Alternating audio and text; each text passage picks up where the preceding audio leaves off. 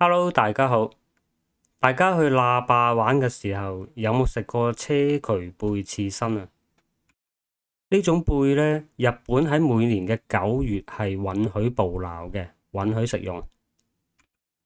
雖然喺菲律賓啊、馬來西亞、印尼、越南啊、柏勞啊都有車渠貝食嘅，但係呢，整得最好食嘅係喇叭，最衛生、最乾淨嘅亦都係喇叭。呢種車渠貝呢，只適合做刺身食用，佢係冇嗰塊用嚟移動嘅肌肉嘅，所以食嘅就係佢嘅裙邊同埋嗰粒開合用嘅肌肉，即係江瑤柱嗰粒肉啦，同埋嗰嚿喺內臟入邊嘅，我唔知係肝臟定係消化物啊。呢嚿嘢係相當之好食嘅。咁啊，有冇網友知道佢係乜嘢呢？係肝臟定係消化物？麻煩喺評論區話俾我聽。呢種貝呢，一旦煮到全熟呢，就冇咁好食嘅，差好遠。所以我就奉勸各位最好就唔好熟食，浪費晒。咁啊，我嘅評價呢，就係我啊食咗一次之後呢，我就冇乜興趣會食第二次。我覺得一般般啦，因為比車渠貝更好食嘅貝類啊太多啦，鳥貝啊、赤貝啊，同埋鮮活嘅北極貝啊、帆立貝啊、象拔蚌啊，呢啲都係比車渠貝好食嘅，仲要平過車渠貝。車渠貝其實好貴嘅，好似呢隻咁細隻嘅都要百幾蚊美金一隻。如果你一拍路食啊，大少少嘅啊要幾百蚊美金。你唔好睇佢咁大隻啊，得個殼大嘅咋，個殼又大又重又厚。嗰啲肉嘅佔比係非常之少嘅，10%到啦，即係話一隻10斤重嘅車渠貝，佢嘅肉係得1斤嘅啫。反正我個人啊覺得食車渠貝啊有啲揾笨柒嘅，純粹係滿足個好奇心，就未食過貪新鮮試下嘅啫。我個人嚟講，我覺得象拔蚌係比車渠貝好食100倍。人哋象拔蚌仲要啲肉又多，個殼又薄又輕又平。嗱，喺呢度呢，我就插幾句話啦，因為我喺網上見到好多人仲係唔係咁清楚呢個問題嘅。海產到底有冇寄生蟲？嗱，答案係一定有嘅，尤其係呢啲生活喺海底嘅生物，佢嘅寄生蟲係一定多嘅。但係由於海產嘅寄生蟲呢，大多數係二尖線蟲，咁啊由於滲透壓唔同嘅原因，呢種海產嘅寄生蟲進入咗人體之後係冇辦法繁殖嘅，而且只能存活一段時間，所以食海產係唔需要擔心寄生蟲問題。嗱，養過觀賞魚嘅網友可能會比較清楚，有時候呢，我哋養觀賞魚嗰啲人呢，係會養一啲鹹淡水交界嘅海螺，係用嚟清理個魚缸嘅青苔嘅，例如斑馬螺啦、黑金剛螺啦、殺手螺啦，呢種螺呢，同樣都係冇辦法喺淡水裏邊繁殖嘅。我哋更加需要注意嘅係嗰啲食肆嘅砧板啊、刀具啊是否乾淨，佢有冇處理過其他非海產食物而又冇清理乾淨嘅，就會有機會令到我哋感染上淡水嘅寄生蟲，咁就大鑊啦。反而食海鮮呢，我哋更加擔心嘅唔係寄生蟲啊，而係佢有機會會有雪卡毒啦，同埋有其他嘅病毒嘅。貝類啊更多添，例如諾如病毒啊嗰啲呢，食貝類係有機會會感染噶。咁啊，所以呢，食貝類刺身嗰啲呢，驚就唔好食，食就唔好驚。嗱，翻嚟講車渠貝啊，根據農業部水產試驗所水試專訊嘅記載，車渠貝又叫五爪貝，包含2個屬 Chedacana、Hippopas， 一共9個品種。喺東亞嘅海域有7種，包括菱車渠貝、圓車渠貝、線車渠貝、長車渠貝、諾亞車渠貝、輪車渠貝，同埋最大嘅巨車渠貝。車渠貝係好靚嘅一種雙殼貝類，佢色彩斑斕，主要分布喺太平洋、印度洋一帶嘅珊瑚礁海域。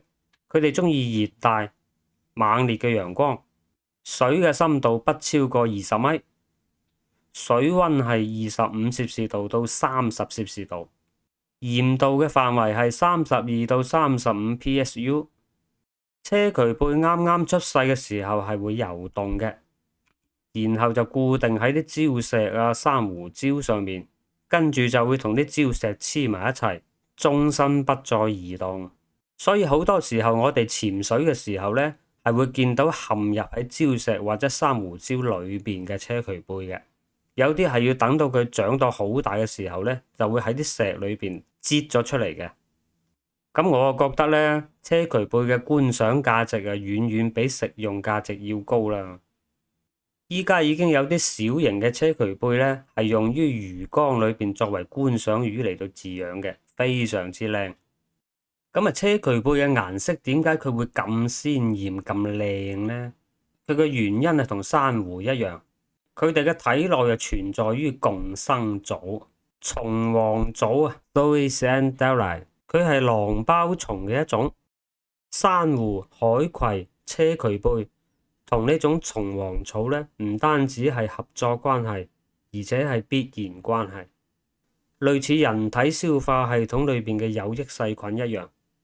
咁啊，車渠貝啊作為宿主咧，就提供住所俾蟲黃草，而蟲黃草咧就透過光合作用啊產生糖類、甘油、氨基酸等光合作用嘅產物，作為營養用於交房租，供養車渠貝。蟲黃組嘅呢啲光合作用產物，對於車渠貝嘅生長、存活、繁殖都係必需品。所以間接嚟講，車渠貝係一種唔曬太陽就會死亡嘅動物。唔好話冇陽光啊，透光率低啲啊，嗰啲蟲黃組都會死啊。蟲黃組一死，車渠貝就跟住會餓死。所以呢種動物咧，對水質要求係非常高嘅，又要夠熱，但係又唔可以太熱。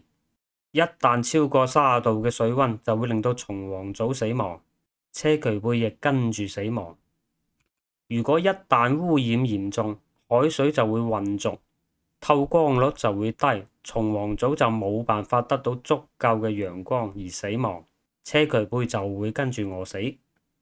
嗱，其實喺古代咧，中國嘅南方嘅沿海咧係有車渠貝嘅，咁啊以前就唔係攞嚟食嘅，更多嘅係攞嚟作為一種寶物、裝飾品。咁啊由於冇節制嘅過度捕撈，早就已經瀕危噶啦。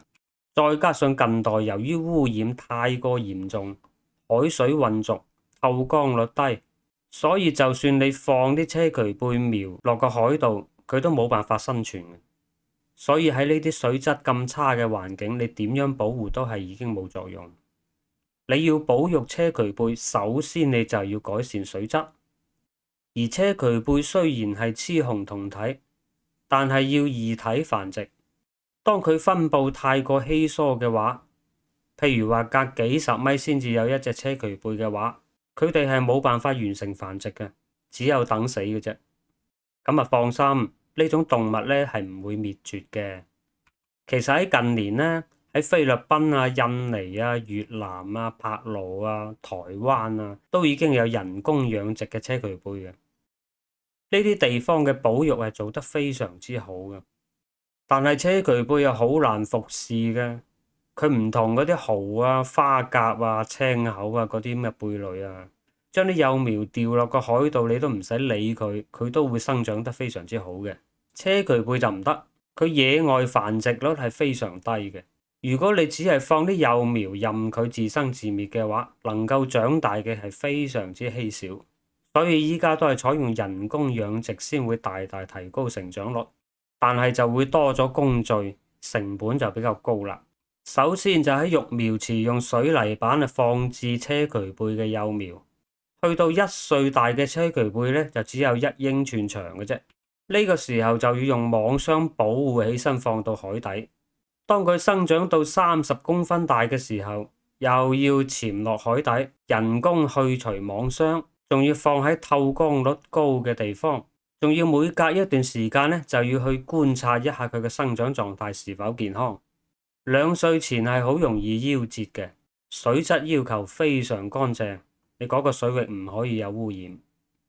車渠貝兩歲前全部都係雄性，去到3到4歲就會發育到雌雄同體，5到6歲先至成熟，去到5到7歲呢，個殼嘅長度就會達到30-40公分。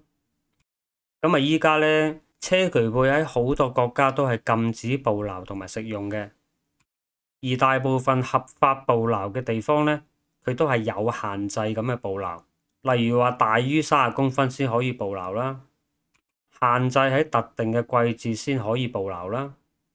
好似柏勞嗰啲地方呢，就大規模養殖嘅，所以數量就非常多。去到呢啲地方呢，就可以放心食用，就唔需要擔心食到冇晒啦。咁啊，人哋呢啲地方呢，就有限捕撈，唔會好似某啲國家咁斷子絕孫式拖網捕撈。我唔知你哋有冇聽過拖網嘅意思嚇？拖網呢，就係用個漁網呢拖住個海床，刮住個海底嚟到捕撈嘅。呢啲漁船過後，成個海床就破壞晒。呢啲叫做毀滅性捕撈，我係好反感嘅。